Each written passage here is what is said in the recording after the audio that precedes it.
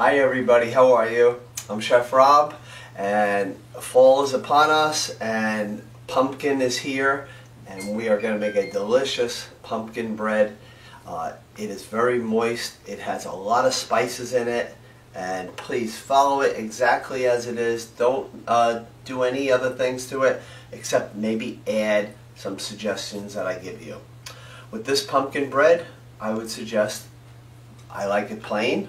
Leave it plain if you want, but if you like dried cranberries, you can always add about a half a cup into it. If you like raisins, chocolate chips, toasted walnuts, always toast the nuts if you're putting them into the batter.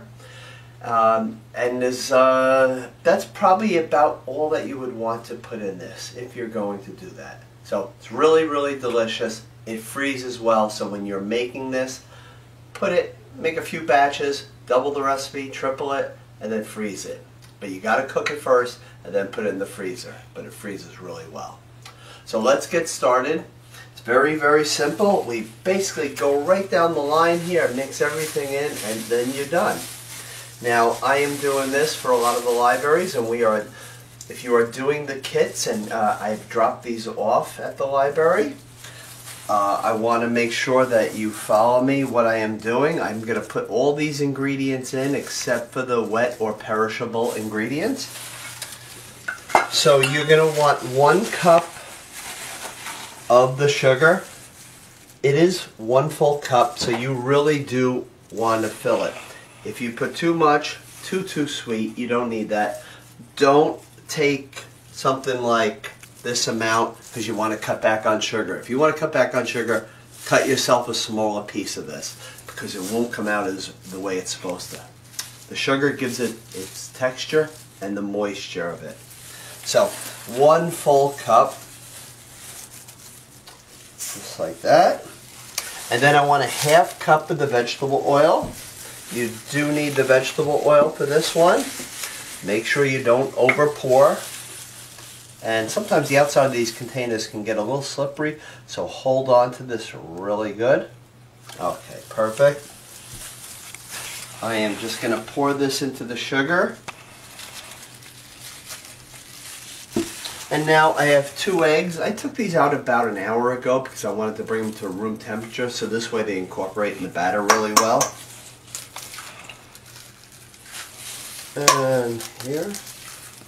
So what I am going to do is just give this a good whisk. I want to bring all that sugar and oil and egg together. The eggs, the way to tell if they're fresh is put them in some cold water, and if at the bottom they stay nice and put, they are very fresh. If they start coming up a little bit, they're getting a little old, but they're very safe to eat. If they come to the top, you do want to throw them out. Okay, so I am using some of the solid pumpkin. I like the Libby's brand. They do sell other brands out there, and it'd probably be just fine. I just happen to buy a lot of these in bulk. So make sure it's the solid, or it'll say the pure on there. Even puree is fine. It's all the same. All that is cooked pumpkin and pureed and put into a can. That is it. Do not use pumpkin pie filling for this because pumpkin pie filling will have a lot of spices in it already. It'll have cinnamon, it'll have nutmeg, ginger, and you don't want that. Okay, you want to start with this. This is nice and solid here. Okay, so I am going to use 1 full cup of the pumpkin. As you see, I got gloves on, so this gets a little messy. And make sure you level it off really well, just like that. If you happen to have a little bit of pumpkin left, but like I said, a lot of times I just make extra loaves. Pumpkin is really, really good for dog skin. Okay, so if you have a dog or you have a neighbor that has a dog, what I've always done is I always throw it in the freezer. And when I see my brother, I would always give him to one of his dogs, and their skin comes out really, really nicely. Okay, time to add some flour into this. Okay, I want 1½ cups of the all-purpose flour. And make sure sure this is nice and full, nice and level. And then a half cup.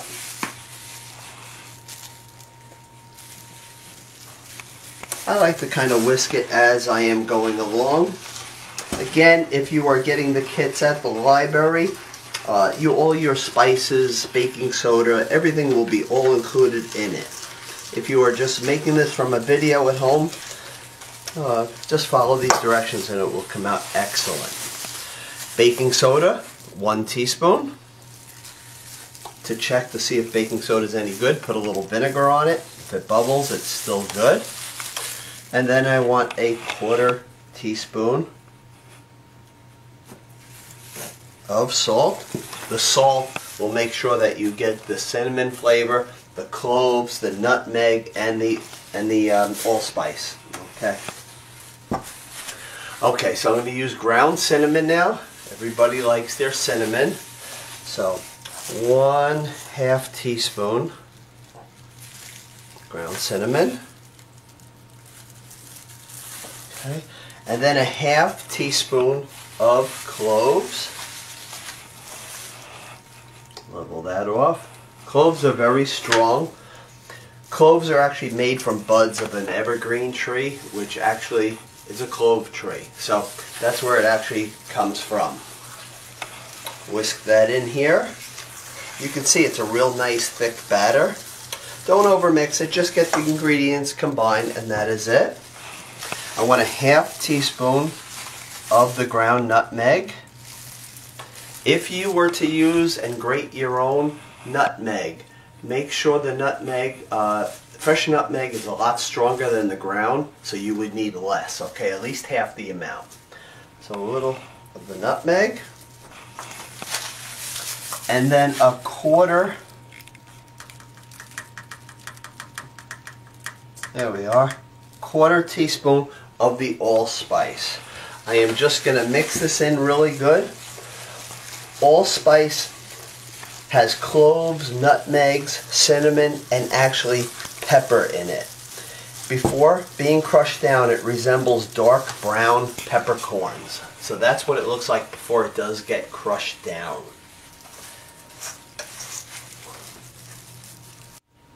And now let's just put in a 1/4 cup of water.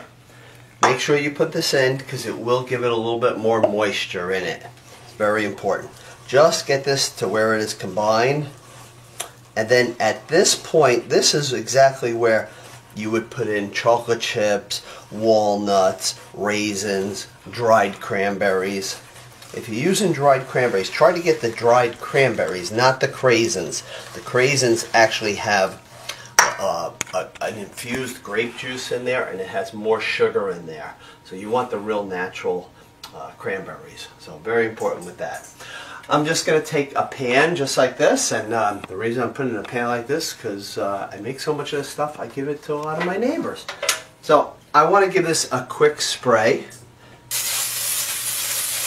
Don't overspray. If you can see in there, there's no little puddle anywhere. It's just lightly coated. If you put too much in there, at the bottom of the bread or the side of the bread, you're going to taste spray. I don't want you to taste that. I want you to taste real good spiced pumpkin bread. Okay. I promise this recipe you will make over and over again. I have done this years ago at the libraries and it was very, very popular, and we decided during these times, let's bring it back. And now I am just going to pour this batter into this pan. This is a 9x5 aluminum pan, whatever baking pan that you have at home. 9x5, and now there's a lot of batter in there. So you may be saying, is that going to spill it over in my oven? I promise you it will not, as long as you have at least that size pan.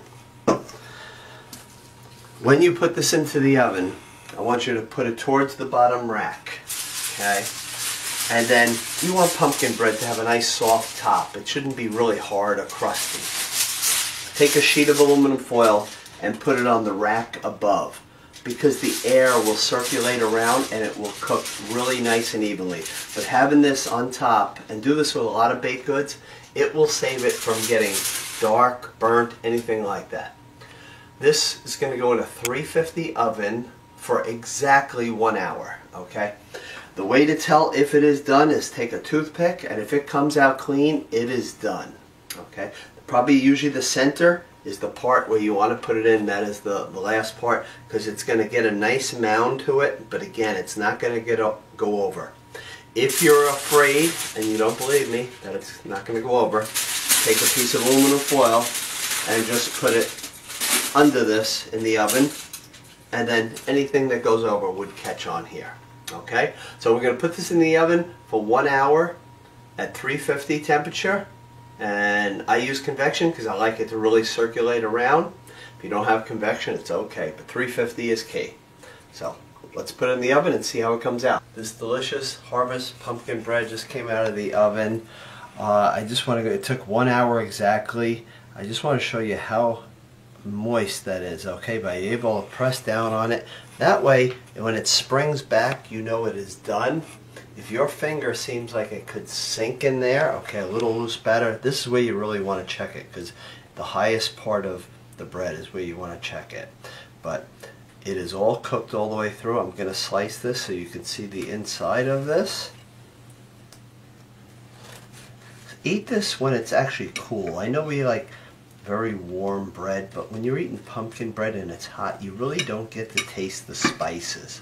So please let it cool. Okay, look at the inside of this. Just gonna lay that right there. It is so moist, so delicious. Gonna turn that. So I hope you and your family will make it. September is when we start doing pumpkin, and please, even for like Halloween, fall entertaining, and of course Thanksgiving.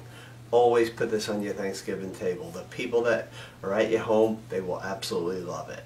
Okay, so everybody, have a great day and stay well. You can do magic.